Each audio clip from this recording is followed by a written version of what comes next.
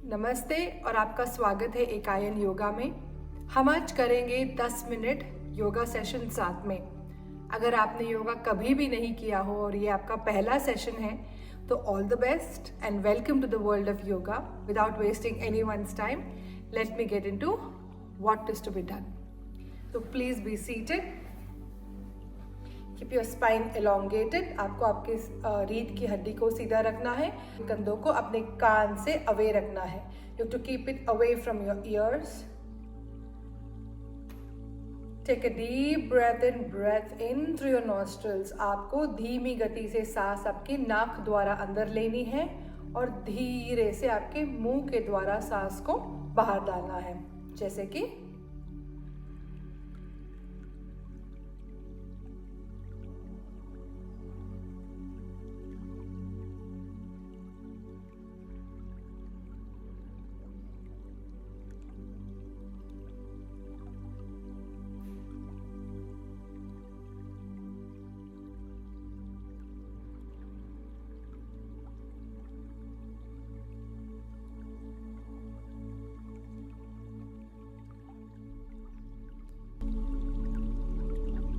अब आप अपने क्लास के लिए एक संकल्प, एक इंटेंशन, एक रेजोल्यूशन सेट करेंगे।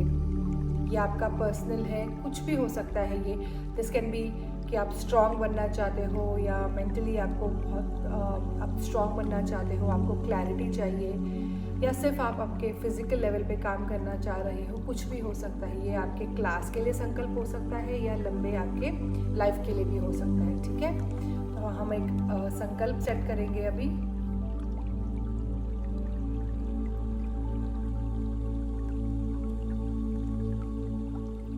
Join your hands and Namaskara Mudram in front of the chest.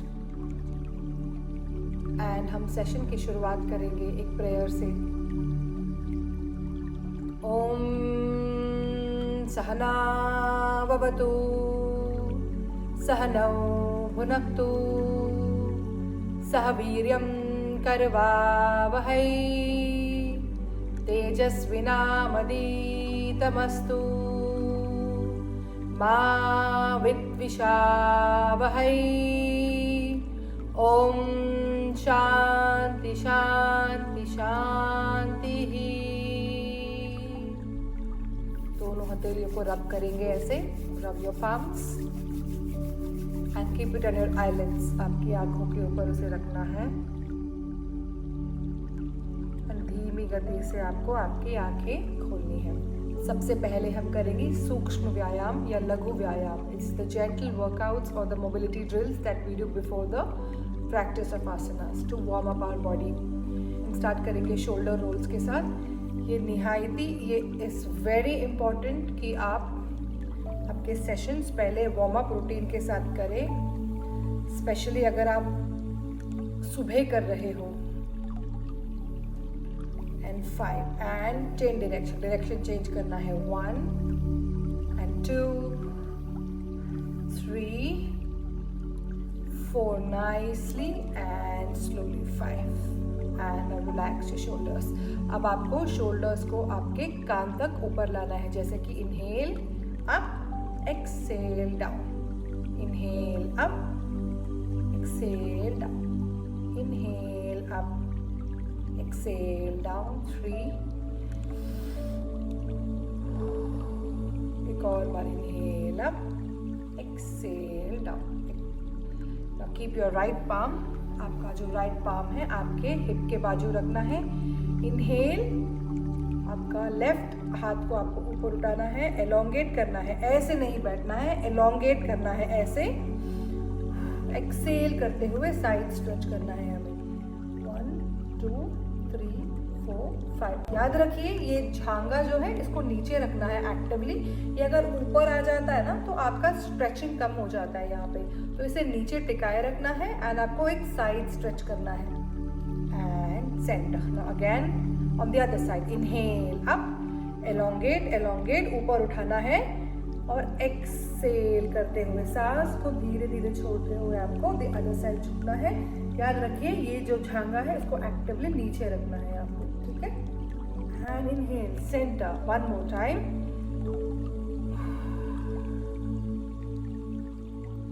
and center and the other side. अच्छा सा स्ट्रेच फील होगा आपको laterally. And inhale centre, exhale and relax. ठीक है, तो जो पहला आसन करेंगे हम वो करेंगे बद्ध कोणासना, द बटरफ्लाई पोज.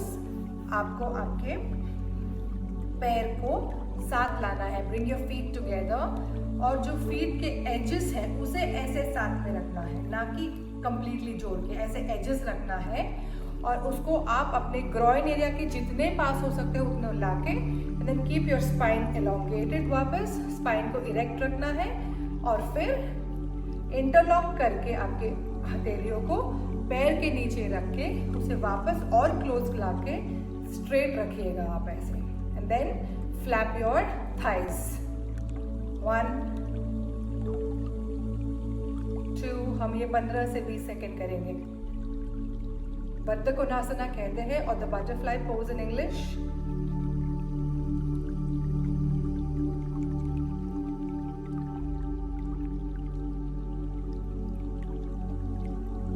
याद रखिए बहुत लोग ये स्टार्टिंग में एक्टिव फ्लैपिंग नहीं कर पाएंगे, ये बहुत ऊपर नहीं जाएगा. जितना आपसे हो सकता है आप कीजिएगा. अगर आप ये फ्लैप भी नहीं कर पा रहे हो तो इसे ऐसे ही रख के बैठिएगा. और अगर आप वो भी नहीं रख पा रहे हो तो पैर थोड़ा आगे ऐसे करके भी बैठिएगा. ठीक है, सो डोंट वरी अगर आपको स्टार्टिंग में नहीं हो रहा है बैठने को और ऐसे पैर को ऊपर नीचे फ्लैप करने को अगर आपको नहीं हो रहा है, don't be disappointed. You have to start somewhere. Practice जैसे जैसे आप करोगे वैसे वैसे होते जाएगा. ठीक है, एंड रिलैक्स. अब हम क्या करेंगे, थोड़ा एंकल्स को अपने रोल करेंगे. सो एंकल ये हो गया अपना सीटेड स्टिफ पोज और ऑल्सो कॉल्ड दंडासना. तो पैर को एक्टिव रखेंगे. यहाँ पे एक मास होता है, ये मसल ग्रुप होता है जिसे हम कहते हैं क्वाड्रिसेप्स. और ये आपके घुटने कितने स्ट्रॉन्ग हैं ये इन मसल्स के सपोर्ट के ऊपर होता है. आपके क्वाड्रिसेप्स अगर बहुत स्ट्रॉन्ग है तो आपको नी की प्रॉब्लम्स कम हो सकती है. तो we have to strengthen our quadriceps. इसको टाइट रखना है, आपके पैर को सीधा रखना है और फिर आपको स्लोली आपके एंकल्स को रोल करना है ऐसे 5 times in one direction, 3 4 and 5 and 5 times in other direction. 1 2 3 4 and 5. और the next is आपको यही मसल ग्रुप पे वापस काम करना है. How will you do it? आपका जो एब्स है उसे एंगेज करना है. एब्स एंगेज माने क्या?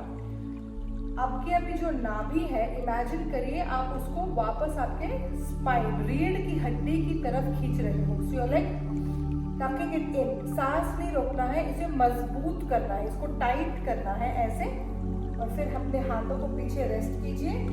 कोर को एंगेज करते हुए एक हम अलग से वीडियो बनाएंगे कि कोर एंगेजमेंट क्या है, उसे आप ध्यान से डेफिनेटली देखना है आपको. बिकॉज ये जो टर्म है कोर एंगेजमेंट हम बहुत बार करेंगे.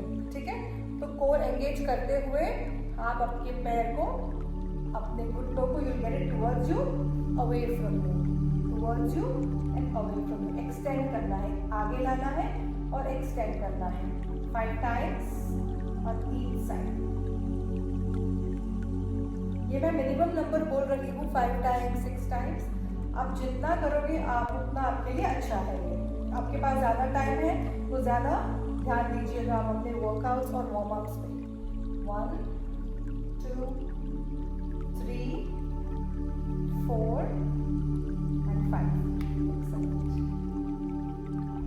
And relax. ये आपके नीज को भी बहुत ही स्ट्रेंथन करेगा. तो बिकॉज ये छोटा सेशन है हम ज़्यादा समय यहाँ पे नहीं बिताएंगे. बट अगर आप घर पे कर रहे हो तो एक जितना आप कर पाओगे उतना कीजिएगा.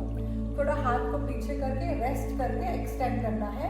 इससे आपके घुटने भी एकदम स्ट्रांग हो जाएंगे. एक और चीज़ आपको याद रखना है, you are not just kicking, ऐसे लात नहीं मार रहे हो आप, एक्सटेंड कर रहे हो उसको ऐसे धीमे करके. यहाँ पे जब स्ट्रेट होगा ना यहाँ पे टाइट फील होना है उसको. And then inhale and out. Excellent. अब आएंगे आप फोर्स पे. नाउ यहाँ पे यू विल मेक श्योर कि आपका जो शोल्डर है, आपका रिस्ट, एल्बो है और रिस्ट एक स्ट्रेट लाइन में हो। इसको यहाँ पे ऐसे नहीं रखना है, ना ही उसको ऐसे रखना है। एग्जैक्टली आपके रिस्ट को, आपका जो रिस्ट है, एल्बो, शोल्डर एक स्ट्रेट लाइन में होगा। आपकी हथेलियों को स्प्रेड आउट करना है, ऐसे नहीं रखना है आपको। और आपका जो नी है, it is exactly under the hip joint. ठीक है, अब हम करेंगे मर्जरी बितिलासना। इनहेल करते हुए सांस अंदर लेते हुए आप स्पाइन को नीचे करेंगे और हेड को ऊपर। एक्सेल करते हुए आर्च करेंगे, सांस अंदर, सांस बाहर, arching and rounding, arching and rounding.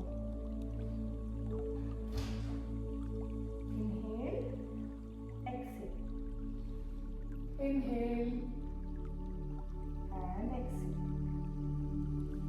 Inhale and exhale. Inhale, exhale. Inhale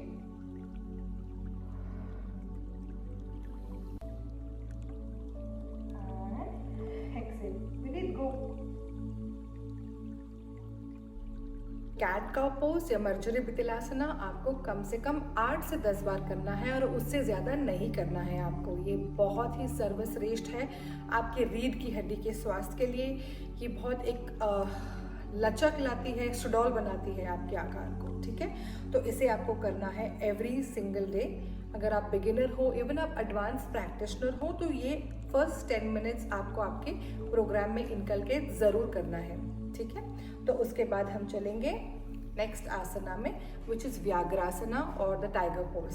same rule है, आपका जो हिप है और knee, they have to be in one straight line.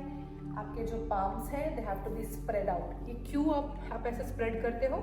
ताकि वेट इक्वली डिस्ट्रीब्यूट हो और रिस्ट पे ज़्यादा अफेक्ट नहीं पड़े। ठीक है, तो हम इसको नीचे करेंगे ऐसे, नीज और हिप एक सीधा, यहाँ इतना पीछे नहीं रखना है या इसको और ऐसे भी नहीं रखना है।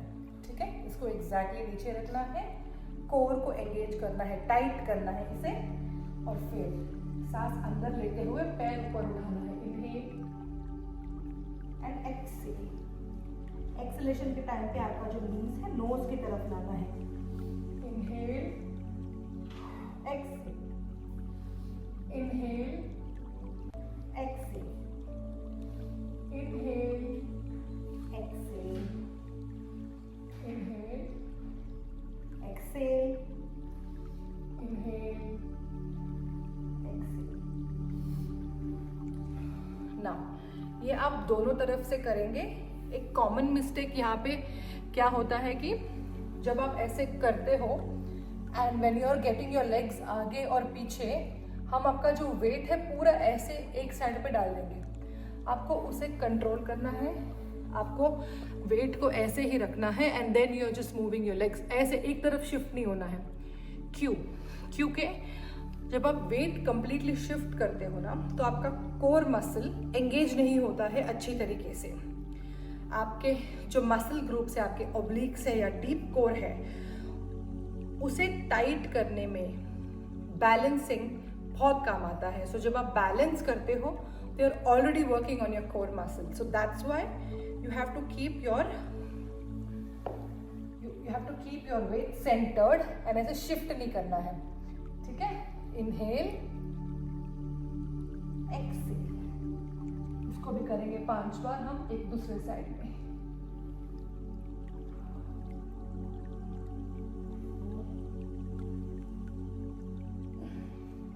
Four, inhale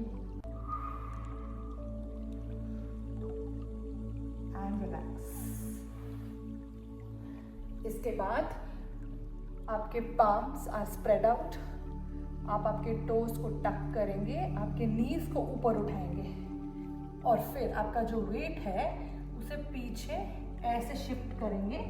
to make sure आपका हील, आपकी जो एरिया है, उसे आपको जमीन में टिकाना है। स्टार्टिंग में आपका जो हैमस्ट्रिंग है ये टाइट होने की वजह से आप एक इन्वर्टेड वी नहीं फॉर्म कर पाओगे, and that is okay. Practice के साथ ये आ जाएगा। सो टक योर टोस, लिफ्ट इट। आपको आपके नीज को ऊपर उठा के पुश करना है वेट। ये हो गया आपका अधोमुख स्वानासन। इसमें रहना है और फिर यहाँ पे आपको आपकी एरिया ऑल्टरनेटिवली शिफ्ट करनी है। 1 2 3 4 5 6 7 8 9 and 10, and slowly knees को नीचे रखना है and relax। बाद फॉर रेस्टिंग हम करेंगे द चाइल्ड्स पोज। कैसे करना है चाइल्ड्स पोज? बहुत ही सरल है। हिप को पीछे डालना है, हाथ को एक्सटेंड करना है ऐसे, और माथा आपके फोरहेड को मैट पे रखना है ऐसे।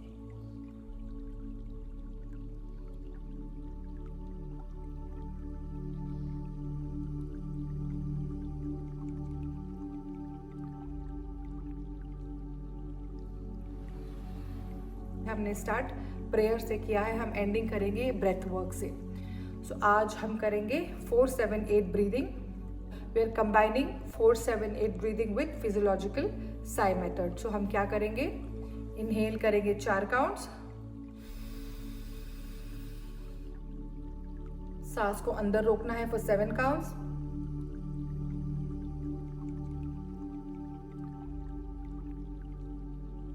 exhale through your mouth 8 counts.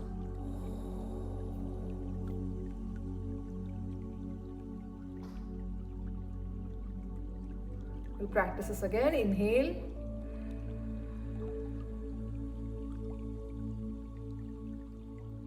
hold,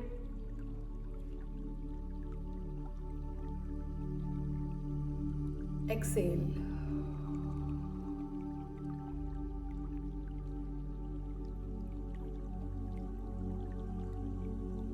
One more time. Inhale,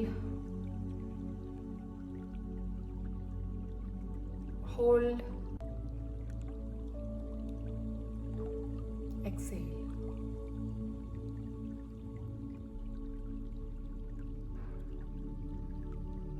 Let's end the session with a prayer. Loka samasta sukhino bhavantu. लोका समस्ता सुखिनो भवन्तु। ओम शांति शांति शांति। धन्यवाद and thank you so much for watching.